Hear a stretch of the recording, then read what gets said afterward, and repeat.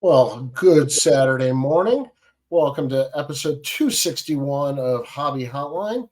I feel a little inferior on the guest list today, but we have Dr. James Beckett from Sports Card Insights. How you doing, Dr. Beckett? I'm great, Danny. Sound like this is going to be dueling questions with you and me and some other people taking shots until Rich gets here. Yeah, well, that's what I said. Between you and Rich, I'm the Ernie Johnson just throwing the Hall of Famers today. So I think uh, Ernie is an absolute all star. that's I couldn't agree more. Which is The why I hardest job, managing the gigantic egos. right. This is how. Not today, though, Danny. You won't have that problem with Rich and me. No, not at all. But this is how I feel. Ruben, good to see you. The legend in the house. Oh, and Danny too. Yes. Um, and let's just get all our good mornings in. Hello, THA Card Story. Good morning, Chris Ramsey. We got a lot of people in the house. Clean cheap shots. Philly Joe. Well, guys, if I didn't get to you, I apologize, but we got a lot of news this week. So we're not going to do a national recap. We're not going to do a preview of Cleveland and tell you to wear comfortable shoes. We actually have news in the hobby this week. Um, I guess we might as well start at the beginning of the week and just go in chronological order. I don't know how else to attack all this, but Monday night news drops that the NFL Players Association is revoking their license from Panini and immediately transferring it to Fanatics, which is an interesting move. And there's some legal reasons where they may or may not be able to do this, and it'll head to court. And of course, immediately, there's still lawsuits between Panini and Fanatics. Dr. Beckett, that's a lot going on. From the 40,000 foot view, just from the hobby changing licenses, and in the past, this has happened. Where are we kind of right now? Well, 19 years ago, I was kind of in the crosshairs of the Players Association, more baseball in those days with what was going on, and they're formidable. They the Players Associations have much more of a sense of urgency than the leagues do because players have shorter careers, especially in football, and so they don't dilly dally. They're very clear about what they want to do.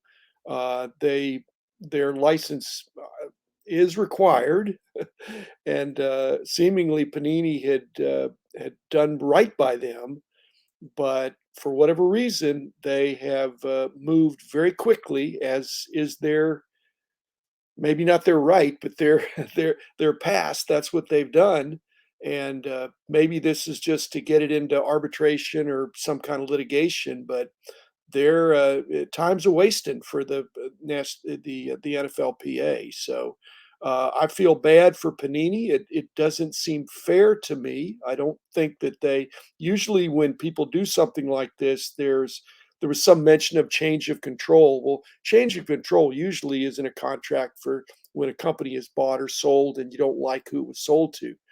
The change of control is the fact that there so many of the executives in Panini are now over at Fanatics. Yeah. These are the same executives that Fanatics is now saying were not competent, didn't do a great job for them.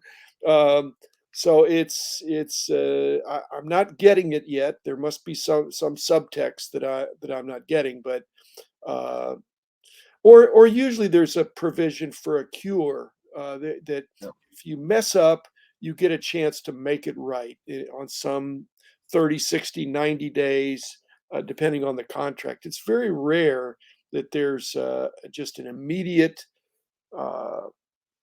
immediate ending of the contract with the ambiguity of what happens to things that are in process.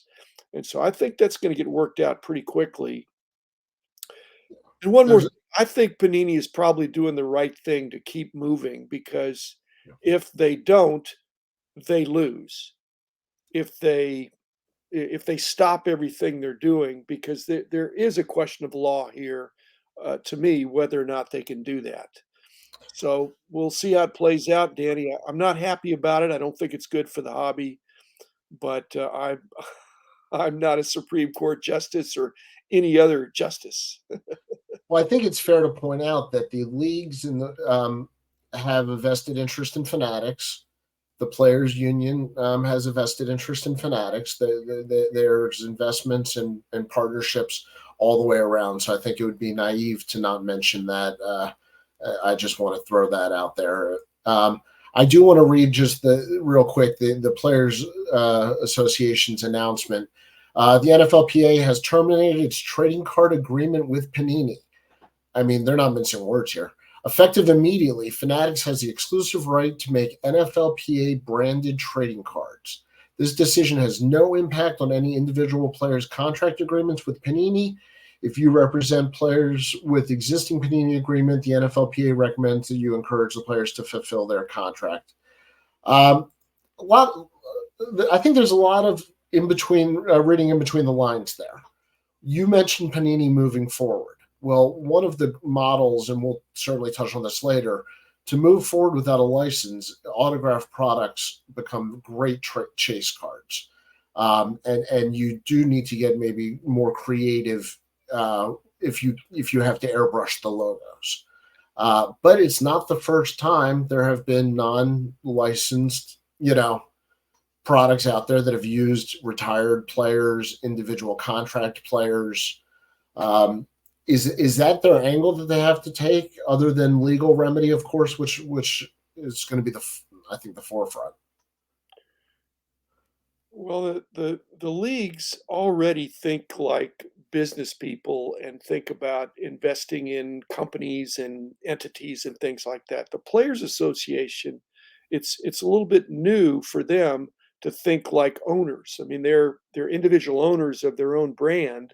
They've come together in a licensing entity, but I think they're pretty excited about working with Fanatics and getting a share of the profits of that entity. They don't have that with Fanatics. I mean, with Panini, and so I think they're just eager to get into that. They maybe have seen some early results from what this first year of Fanatics, and thinking, let's accelerate that. Again, the legalities of the contract usually. I heard maybe it was Hobby Hotline earlier this week, or the special edition. Contracts can be tight and they can be loose, but if you're the bigger entity, it doesn't matter as much because you have the power. Frankly, most of these licensing agreements are probably pretty one-sided in favor of the licensor. This is the standard agreement, and I'm sure they have outs that the licensee doesn't have. So it probably is a one-sided contract, and yet still there usually is language. There's always language in a contract of what happens, when there's termination, and how it winds down or sunsets. So the terse language there is problematic. It's not. It's and But like I said, Panini is moving forward to think, surely we already have the license for the cards that we have produced, and we can distribute those. Going forward, they may not get cooperation from the Players Association to approve sets or to get autograph and other kinds of agreements in place as well. So it doesn't look good for the future. For the present, it might be that Panini wins, but the win is not very exciting to win, to just get to print, to get to distribute what you already have. I don't like it, but again, I'm not against anybody. I'm in favor of the hobby. Yeah, Mad City Brew still not fully. I think it's on board or abroad that Fanatics will be good for the hobby. I think it's funny. I don't think anybody is comfortable with how quickly they've moved, in all the different spaces. I think it's interesting. We spoke to a local card shop owner who said that Fanatics has actually been better to deal with than other companies over the past that he's done with over the past 10, 20 years. So it'll be interesting on how Fanatics works with the local card shops, and if they treat them differently than they seem to treat their rivals at the corporate level. Um, any thoughts on how they're reaching out to the consumer differently than they seem to be reaching out to B2B? Uh, Fanatics, Mad City Brews comment that it's still not fully aboard that Fanatics will be good for the hobby. The NFLPA is fully on board that Fanatics will be good for them. And then hence, and I think they will be good for the hobby. So the leagues, uh, that's the scary thing. If the leagues join in and say, Panini, we're going to join with the players, and we're gonna terminate your license, maybe in a more, again, they're the more business oriented group. They may, and they have a slightly different contract as well. It's not the same contract. So I think that the jury is not out with the Players Association that Fanatics is going to be great for them. And then to to me, that's more important. I think that's more important to them than whether they're good for the hobby. I hope it's good for the hobby. Yeah, I think we all hope It's that. not good for the hobby to have no football cards this year. Well, I want that was exactly where I wanted to head. But we do have a third member of our crew this morning. Um, Rich, you're not quite on screen here, but we're glad we have you.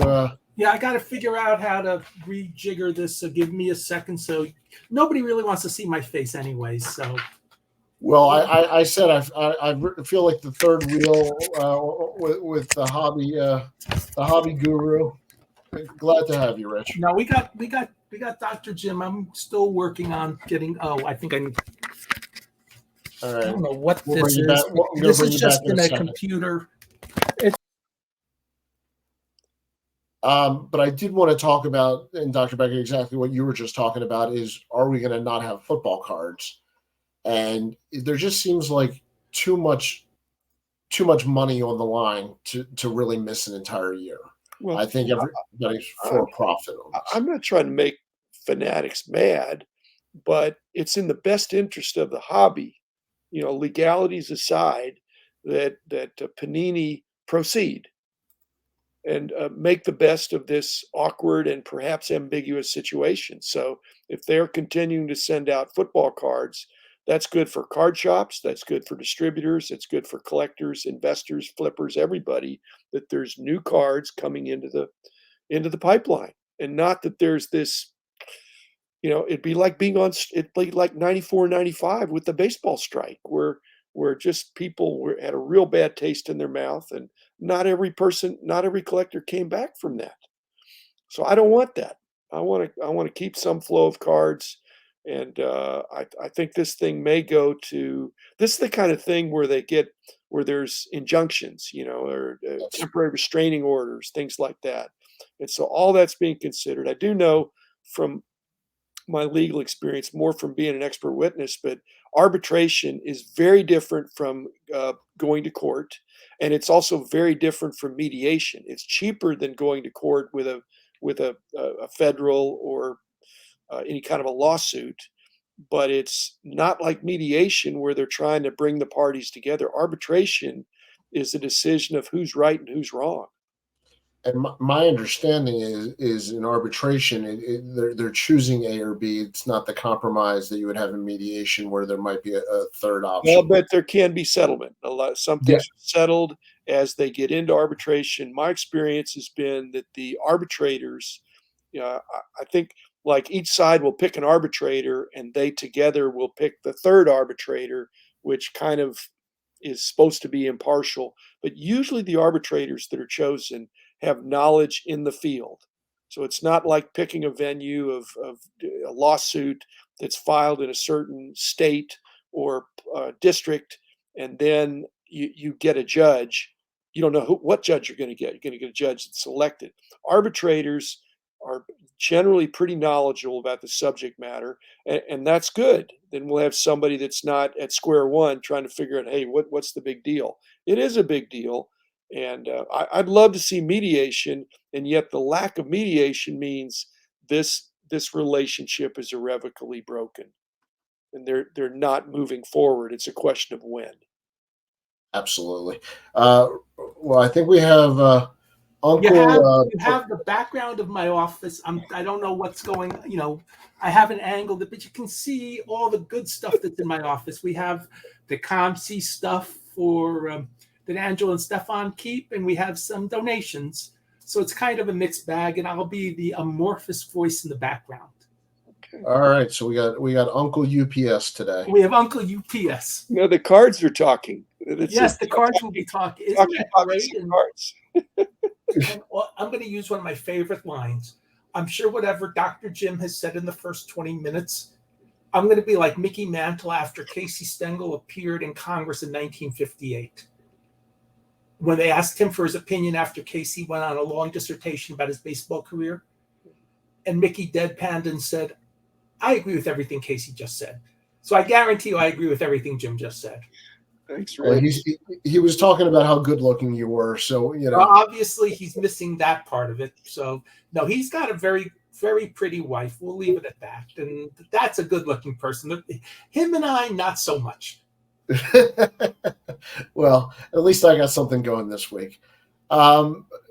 Rich, I wanted to get your thoughts on this week, talking about the Panini and Fanatics lawsuits. I know you've had some views. Yeah, I will tell you that I went and picked up a donation. You see part of it actually in the thing, and I'm trying to figure out why it's so funky, but I'll figure that another day. At least I see my arm, so I know the camera works. Hand. And it's thing. And I went to Triple Cards to pick up a little donation. Very appreciative. And they asked me for my opinion, and my first words to them were, I feel sorry for y'all. Because if this becomes a real issue, it can take football cards years to recover. And one of the people there just said, yeah, Pokemon had a similar problem 2 years ago, and the Pokemon market still hasn't totally recovered from that. And once people get out of the habit of buying football cards, if they do, then you've got the problem of how do you get them back? And they'll come back. But we went through that in 94, 95 with the baseball strike. It took until the home run chase in 98 to get the people to come back. And I'm going to spitball here for a second. And I've been thinking about this. Down the street from the office, literally down the street, is the printing press Fanatics bought. Could you imagine if they surreptitiously ran a late night shift and didn't tell anybody? They've got all the key quarterbacks from this year's draft signed. They're going to do autographs. Could you imagine for opening weekend of the season if they surreptitiously release the first 2023 Topps football product? And it shows up. It's opening weekend. They hand them out at all the stadiums. For the away teams, they make sure the pro shops, everybody gets packs when they walk into the store. And then, the week after that, they release it to the dealers saying, we know that we want to get the release out. Here you go. And as Jim has liked to say in the past, a lot of people in life do something and then say, let's ask for forgiveness later. Well, Fanatics is going to have the license. Why not just do it and just say, hey, ask for forgiveness now. We're going to be your licensor in 3 years anyway. Well, Danny, you put the statement from the NFLPA up, and it looked to me, because I had heard it, and I don't know that I'd looked at it that carefully, but it looked like the effective immediately was period. And it relates to the first sentence, that they've terminated their relationship, their card agreement with Panini, effective immediately, period. End of thought. Now, then it says Fanatics has the exclusive right to make NFLPA branded cards. To me, that's not immediately. The effective immediately, they're stopping. I don't know that they can jump the gun and say, okay, right now, Fanatics has the exclusive right to make NFLPA branded cards. Now, maybe it does. Maybe if they no longer have an exclusive agreement with Panini, but what Rich is saying, for them to jump in surreptitiously or otherwise, midnight, overnight printing, uh, that would be that's dangerous in terms of the litigation prospects of that, because that sounds a little bit conspiratorial. Well, and somebody, here, I want to get this comment on here. Fanatics can release items as tops now. Pictures will be from players walking into work in the suits, since tops won't have team logos.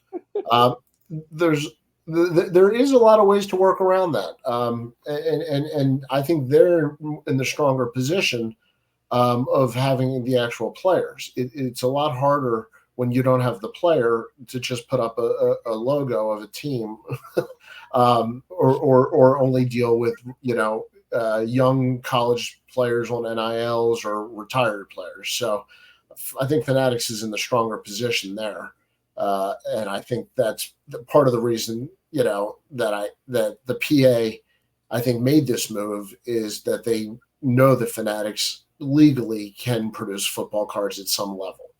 The other thing is, I wonder if this changes like the Bowman U products and more of the college products for the players who are coming out. Do they push for more college football products and make more deals that way for the next year or two? Well, they have to put the further squeeze on Panini. Yeah, Try to lock in these exclusives with some of the younger, not yet potential NFL stars, the college guys. That's Machiavellian. I mean, it's classic. They want to dominate. They want to be a monopoly without calling it a monopoly. It may not be legally monopoly, but it sure feels like one. Of where they're heading. Remember that as long as Upper Deck keeps the hockey license, that Fanatics can always say, look, there's a company, they have their hockey license. We do not have a monopoly in trading cards. And there is such a thing as exclusive licenses. I was talking to a good friend of mine, and he used to work for Jim as well, Eddie, and Eddie had a licensed photo company. And the NFL told him one day that they were cutting from 300 to 30 in their licensors, and he was not going to be one of their 30s. And he goes, did you have an antitrust thing? He goes, no. And I said, well, then probably Panini probably doesn't have an antitrust thing either, because it's business, and people are allowed to have exclusives. And I mean, honoring a contract. This is one reason why people get frustrated with Players Association, because they're figuring these guys are making all this money and then they're breaking a contract. So this could actually backfire on the Players Association. And I'm worried about that too, because if it's perceived that players are looking out for more money, then you've got the case of this is what happened in 94, 95, even though the players were right because in what they did to strike, and they were right in 81, but it was still perceived, especially by 94, where the Players Association had banked all the money from the trading cards, and players were getting decent money for not having to play. And, they get perceived as, you guys are millionaires, even though most aren't, most players aren't, but they get perceived as the rich guy, when they see the big contract signed, and then they say, you guys are wanting more money and breaking contracts. That can be deleterious to the players' interests. Well, one of the things, and to your point, Rich, the average NFL career is 3.5 years, and the average time for a free agent contract and getting off your rookie contract is between 4 and 6 years. So not everybody's hitting that big payday right away. In fact, very few do, but the point is, the perception is the ones that do are the ones you hear about. It's always been that way in sports. When in the 40s and 50s, DiMaggio would sign the $100,000 contract, or Musial would sign, or Ted Williams would sign, or Mantle would sign, they all perceived to be, hey, these guys are all making a lot of money. But with the reserve clause, actually very few players were making money, and most of them were working jobs in the off season. Nowadays, your job in the off season is to keep trying to get better and stay in shape. Keep signing. Johnny Unitas had a restaurant in Baltimore for years. So 100% true, and it's changed a lot. And I think one of the things we do need to acknowledge is the percentage of income that this really is for the players. In their pocket, I think for most of them, a small piece of their overall earnings. But for the players' associations and the license, it adds up. And we're talking tens of millions of dollars. So I wonder if it's the NFLPA leadership doing what's best for the overall NFLPA. And you have to. I'm pure speculation. Was there any communication with the Fanatics, to try to push this to happen with the NFLPA? I mean, everybody's motivated there. Who's going to admit that? I mean, now you've got now you got Rico. Basically, there shouldn't be this tortious interference with a contract. But my guess is, if you look at the contract, clearly the NFLP had some outs, some ways to get out of it, and whether it's flimsy, when you're the bigger party in an agreement, you have some might makes right sometimes. And like I said, they've already seen the early returns from what Fanatics has done with Topps and how that's enriched the Players Association. And what they've seen with the overall with baseball, that it's not a secret that Fanatics supposedly offered double what Panini was paying in terms of royalties, and that may not even include the the piece of the action, the equity piece that they have. And so I think the NFLPA is in a hurry to get in on that. And I don't blame them for wanting that, but they need to do it legally. Well, and that's. I'm sorry, Danny. And remember, Fanatics has an amazing infrastructure. They own lids. They own the team stores. They have an infrastructure already set up to distribute. And they've added, I know Rex usually is with us at the show, and Rex talks about how they've added a lot of direct card store accounts. They have the infrastructure to get things out. And there it is. I see on the bottom of the screen, just as I'm talking about Rex. That was good timing, Dan. Either that or you're a mind reader. And but they have the infrastructure to get things out that Panini doesn't. Panini has distributors in the dealer network. Fanatics has some distributors because they have agreements with some of them. I mean, Topps works closely with Dave and Adams for one. So they have some distributorships already, lined up. They have direct accounts to stores. They have direct accounts to lids. They have direct accounts to the pro shops. How many, that's many more places. You want to grow the hobby 10x. That's a pretty good way of getting stuff more accessible to more people. Sure. The point I was going to bring up before, and to transition a little bit, is we're talking about the possibility of people making cards without licenses. And, for better or for worse, whatever you thought, Brian Gray did that for a lot of years in the hobby. And the news this week that he will no longer be CEO of Leaf has come out. And I think we have to acknowledge what he did without a license. Personally, is a separate story in my relationship with him, but I do think, as far as a hobby rebel or whatever you want to call it, he did show at least a path of how to run a company without a license. Anybody have thoughts on the Leaf change?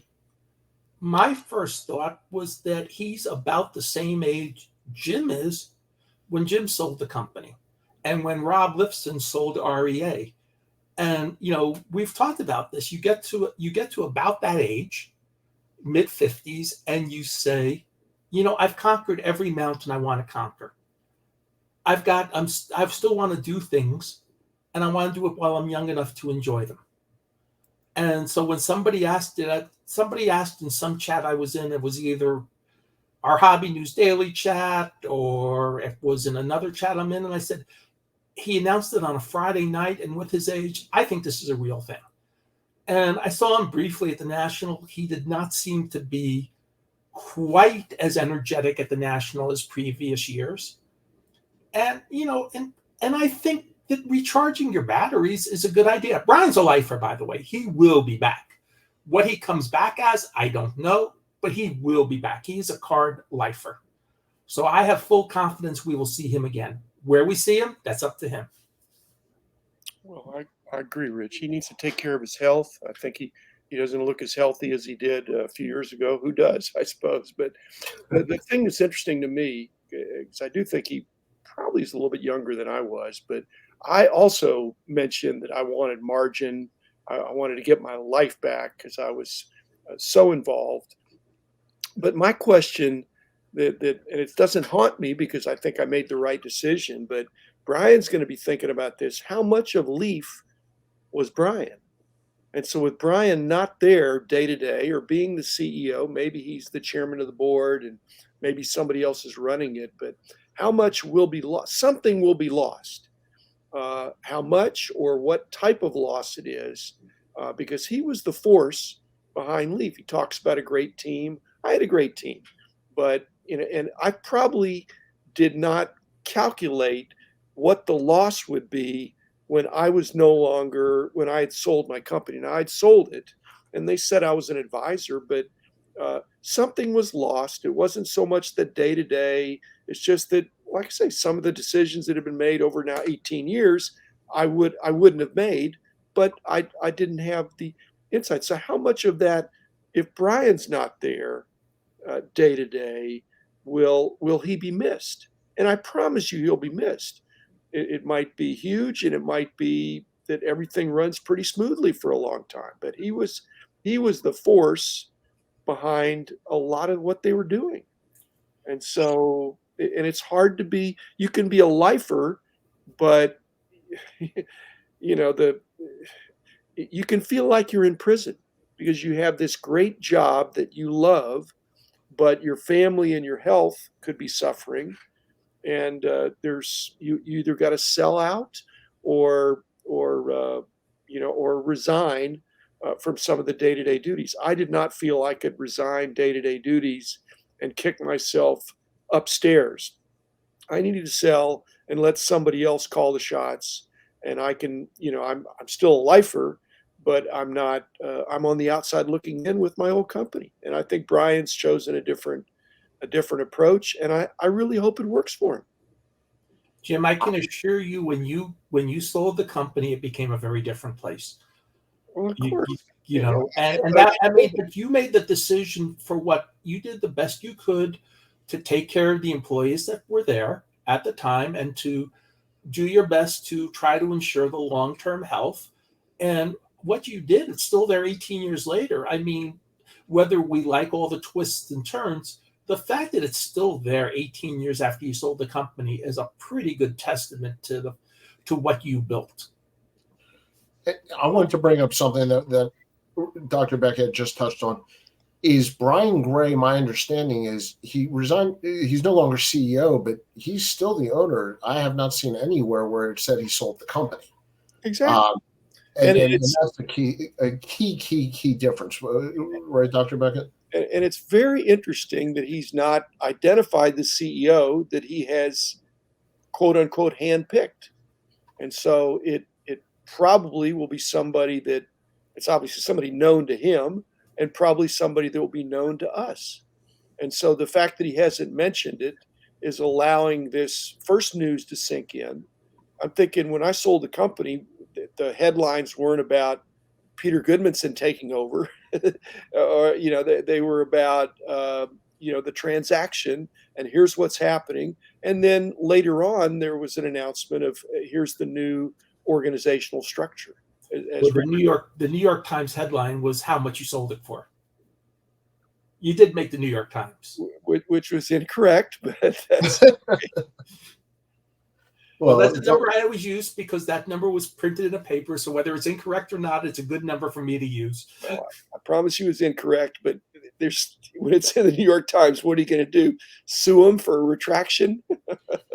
Oh, don't let the facts get in the way of a good story, and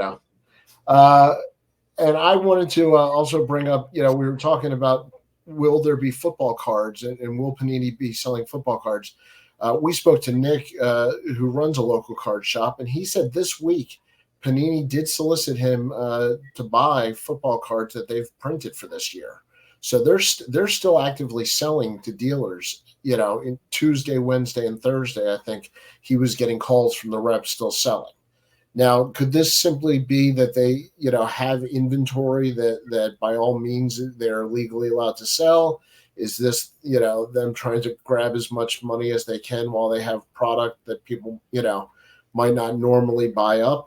I just wonder, if they don't do that, they automatically lose. I mean, it's like if you have I want to turn left, you want to turn right. What's the compromise?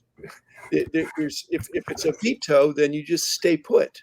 Okay. But if I want to go forward and you want me to stop and you say, well, let me think about it, well, then you're not going forward. And so Panini is trusting that they will win in some sort for this year, for this product that the NFLPA could have filed a restraining order or some kind of an injunction to stop them from doing anything right now, and they didn't do that. They just said the license is terminated effectively immediately. But the already approved, again, I was doing something on one of my other podcasts that's saying the collectors vastly underestimate what it takes to put out a set. And the reason it takes a year, there's not one checkoff, there's multiple checkoffs and approvals by players, by leagues, by photographers, all this kind of stuff, copywriters, all that stuff. And so it takes a long time. That stuff has already been approved. And they already have a licensing guarantee, probably that they've paid in advance for 2023. And so it's unreasonable. I mean, again, in the long run, I mean, it doesn't take a genius to figure this. In the long run, Panini loses out to Fanatics because Fanatics has the license. We already know that, whether it's this year, next year, the year after, that's where it's going.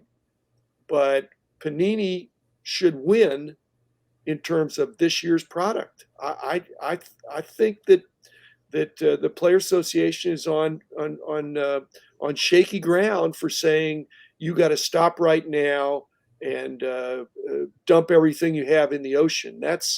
I don't think even if there's an arbitration, regardless of whether it's mediation, almost always there's some, you're done, but sell what you have, don't print anymore, or some accommodation for that, because otherwise it's just not fair. Well, first of all, who would ever throw baseball cards into the ocean? That's never happened. That's only been done once, apparently, and infamously.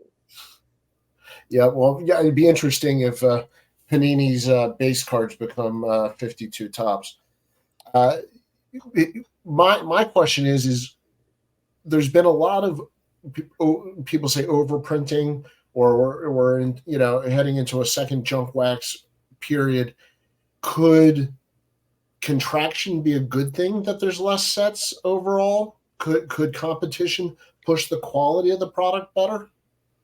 Well, in the lawsuit of Fanatics against Panini, they're talking about how poorly Panini did.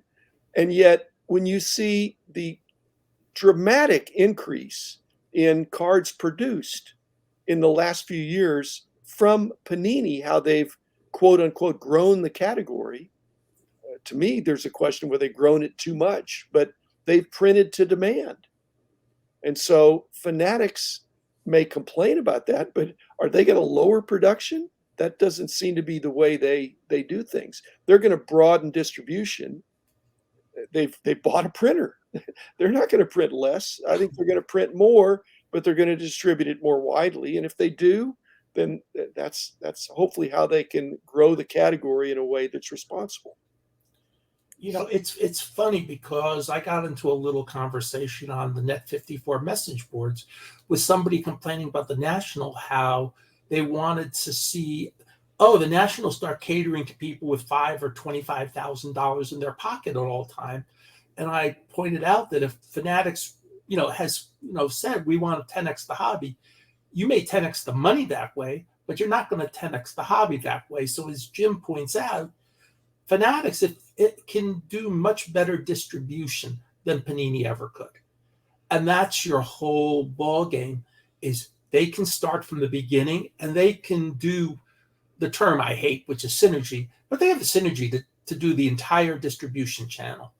They don't have to stop and say, we need help from you or from you or from you. They can say, we can do this all. And so that actually makes the market more efficient. And they know what they can do and what they can't do. And like, for example, last year, they didn't want to reinvent the wheel when they did the MVP, I'll call it the MVP promotion or whatever it was. And they knew my employer, ComC, had a system set up where they could process cards. And so they sent that to ComC rather than having to recreate a wheel for themselves, because there was already the mousetrap already set up. They're doing a great job. And by the way, both Dr. Jim and I know several people at Panini. Several of them are our teammates at Beckett, and we have the utmost respect for them. So this is not a slag on anybody at Panini. I'm looking at a whole new world.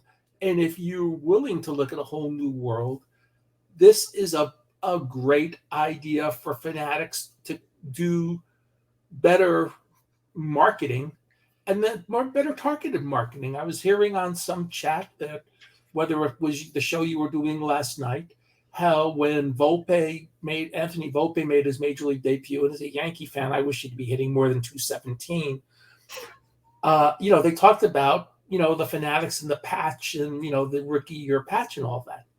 They're going to do things. Not everything's going to work, but they're going to do things that should generate interest in the market.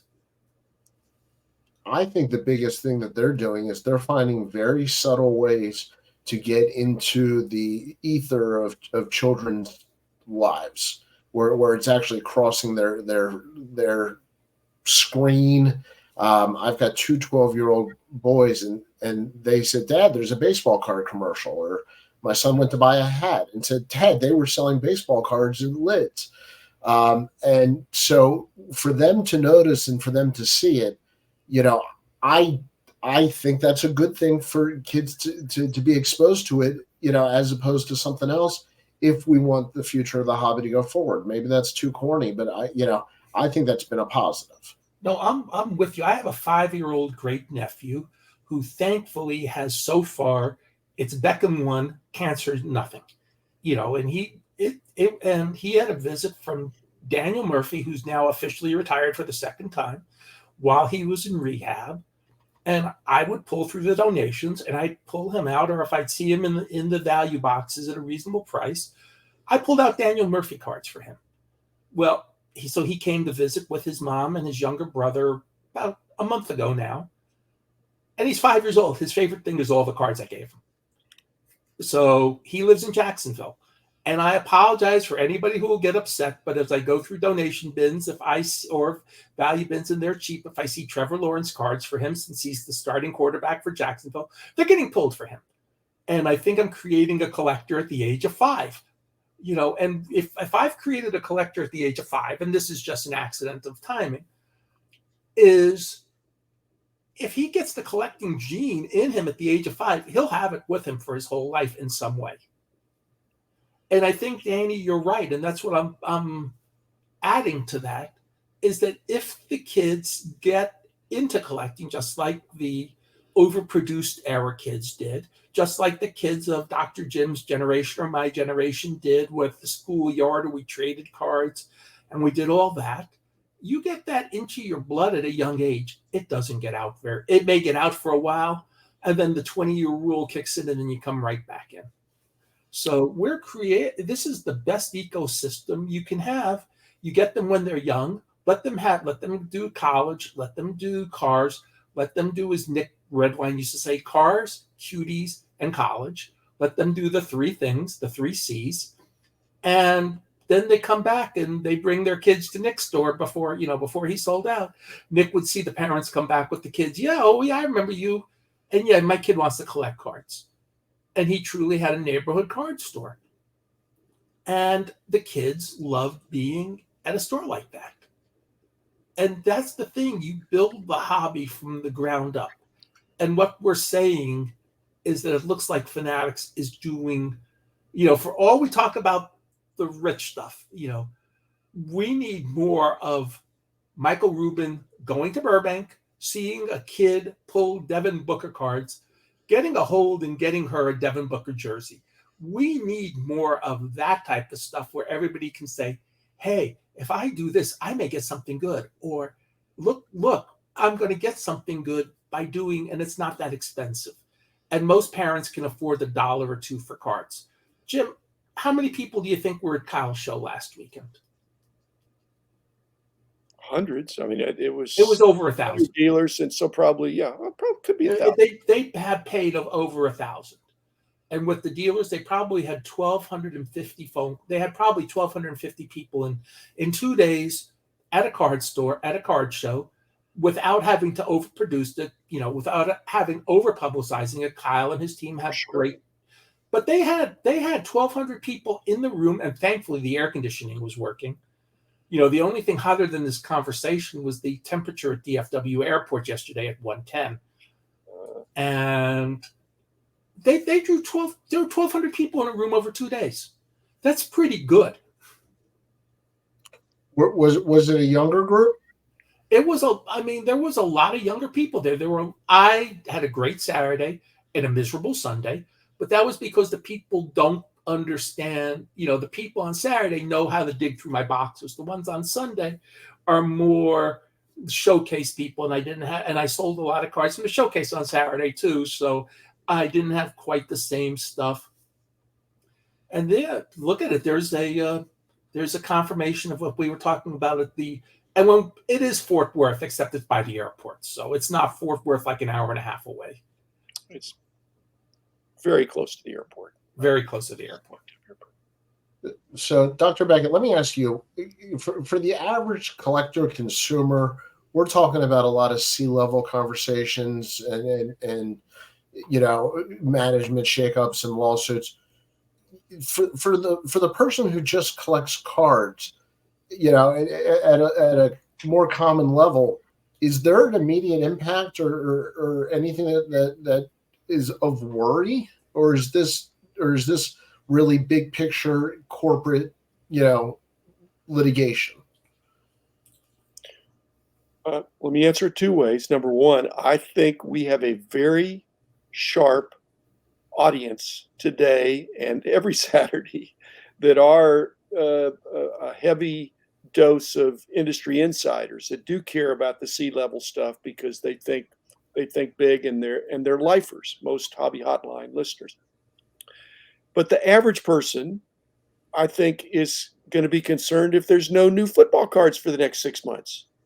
That's catastrophic to me. If there's, and I'm not talking about Topps Now, a card here and a card there, or little box sets or things like that, but a major wax foil cases, boxes with some great chase cards for football, that would be really bad. And so that affects everybody, and it requires the leadership of those companies and those entities to set their pride aside and maybe even greed and think what's best for everybody.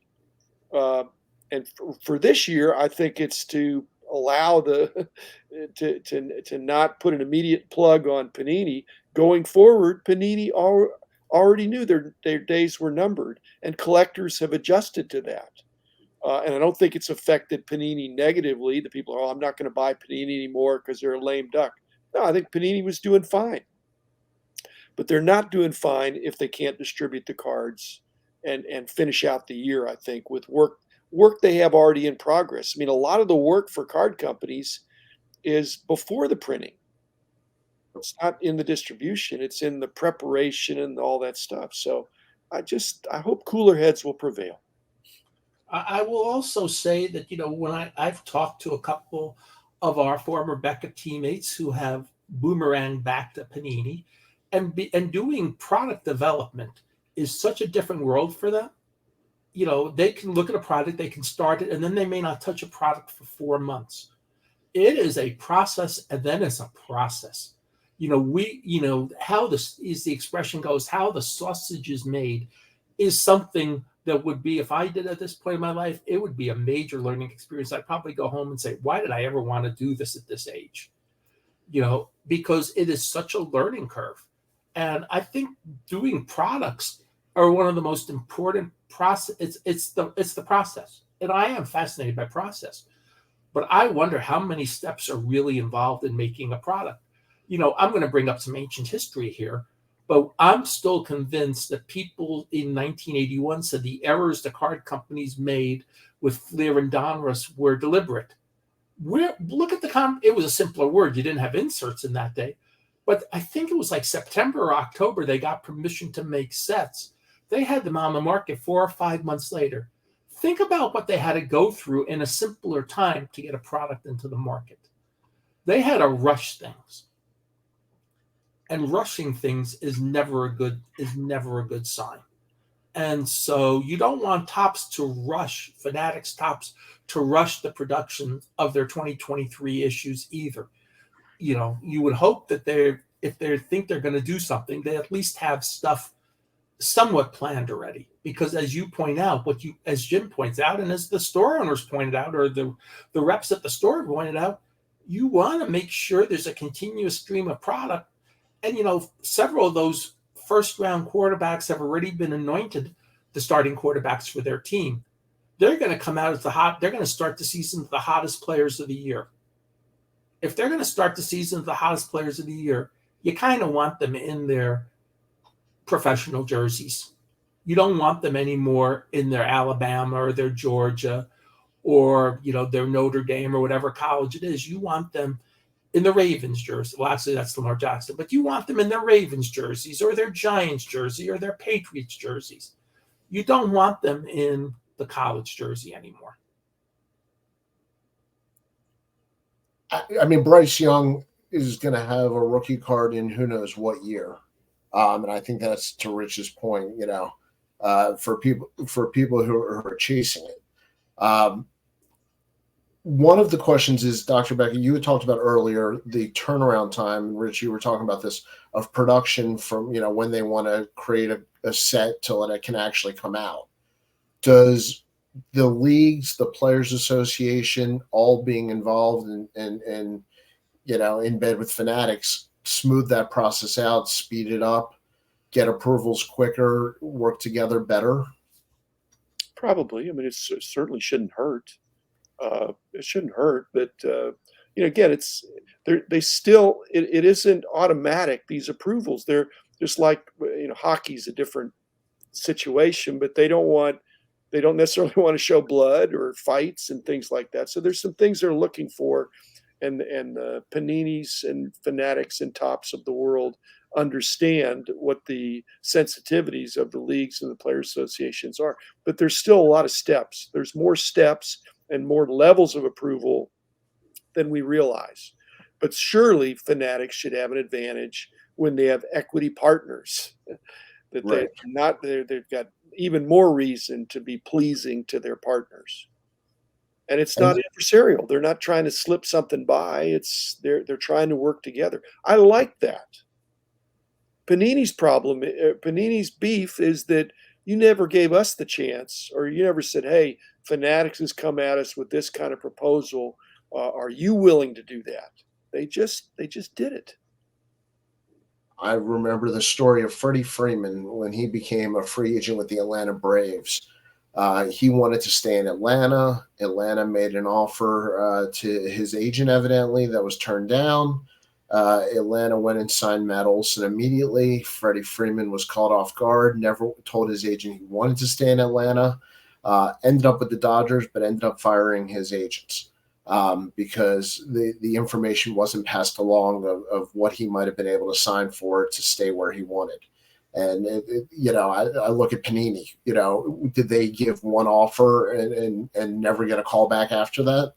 And is that dirty pool, as John Newman would say? Yeah. All right. Rich, your box has been legendary. I know. It's almost as good as he's running his show, but it's almost as legendary as our friend Bo Spencer Thompson's box 13 from his old video days. And it's fun. I mean, I'm a disembodied voice right now. And yeah. Mike Junkwax here said he had just hopped on and was very curious about what was happening. Tell him I had trouble I had trouble signing on, and just to get on, I didn't want to fiddle with the camera too much. So once I saw we had a background of boxes, I said, that's good enough. Well, this is actually the Panini warehouse right now, as they're shipping stuff out as quick as possible. Last thoughts, wrap it up. Rich, Brian Gray stepped down. Everybody's in a lawsuit. Thoughts for the week. Where are we headed? What's next Shohei week? Ohtani, how much money did he lose by his elbow injury? I mean, he's still the best hitter in baseball, but what made him special to collectors was not just hitting, but also the pitching. The fact that he was really the first great two-way player since Babe Ruth in 1919, and then a little bit in 1920. And like Ruth, he was leading the league in homers, and he was pitching very well. And Ruth was playing the outfield when he wasn't pitching. Shohei was playing DH, and DH does not affect your pitching arm really. But, he's going to get a lot of money as a DH. The question is, how much more would he have gotten if he had stayed a pitcher? And his arm wasn't going out like that. And so, Rich, he's not going to get $500 million. He's only going to get $400 million. Right. Yeah, I feel really sorry for him. That's still generational wealth. I'm just saying, he's must see. When you go to the ballpark, I mean, you got Trout. Presumably they may or may not be together going forward, but he's still a great talent. And I wouldn't give up on his pitching. It's possible that he's got to sit out a year, do his Tommy John again, perhaps, and then maybe in 2 years he's back pitching. And the thing is, as we learned with Bryce Harper, you can continue to be a hitter even coming back from Tommy John surgery. Maybe not quite as much power, but you still can hit, and you can still hit the ball well. So I did want to bring up Shohei this week. And, we got college football seasons beginning today, week 0, as they call it. NFL season's 2 weeks away. My card show is next week. Dallas card shows in 2 weeks. It's a busy time. And those are all the secondary stories. And those are all secondary stories. It's pretty amazing, isn't it? Yeah. But I mean, that's all the more reason why what we've spent a lot of time on about the NFLPA striking now right at the beginning of football season, when it ought to be such positive news about what's going on and the movement of some of these running backs, and who knows what's going to happen this year and who's going to emerge of this next level of quarterbacks. And now we have this negativity. So I hope it gets resolved, and quickly. We all hope it gets resolved. As you once said in some meeting we were having, nobody likes getting sued. Nobody likes getting sued. Thank you, Rich. Good note to end on. I come from a family full of attorneys, so. But this had to do with. I love that. And by the way, we were absolutely correct when we talked about Howard Sports Collectibles and their PVC in the sheets. And when you see these sheets with PVC nowadays, you can tell. So we were absolutely right when we talked about the dangers of PVCs in sheets. We weren't even trying to be negative. We were just saying this is a real issue. We should have fast forwarded 20 years and Talk about cards being baked, prices being baked in. Yeah, literally. Well, guys, I appreciate episode 261. This is probably the most news I've had in one episode, and so I hope we steered the bus and kept it on the road today. Dr. Beckett, Good, Danny. Thank you. thank you. Rich, The we legendary appreciate you. boxes say thank you. And Uncle Thing, the hand that comes in. The occasional hand, yes, hi. Yes. Well, we're going to hit the outro. To everybody in the comments, thank you. We got up at one point, I think we had close to 80 people in here. So a lot of interest, and we appreciate it. Have a good one.